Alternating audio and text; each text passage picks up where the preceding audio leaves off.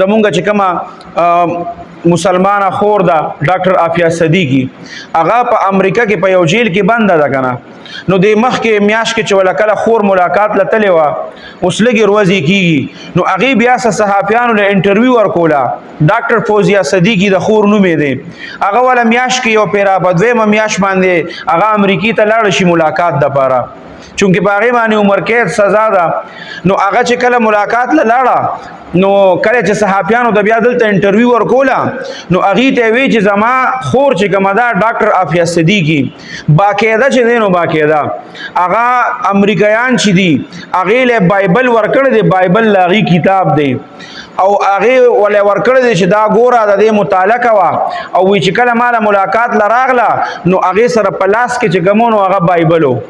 او د هغه بایبل هغه دومره ګوري چې کله ما سره هغې خبرې کولې نو ما له هغې په خبرو کې ټولې حوالې د بایبل راکولې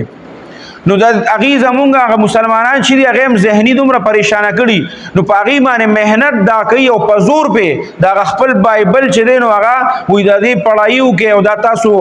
ولولئ په زور یې وله ورکړی دی او په زور یې پې لولي چې دا د دې په دې مزغو کې کینی او دا دی یو حق کتاب وګڼي خو زمونږ د مسلمانانو عقیدې دومره مضبوطې دي الحمدلله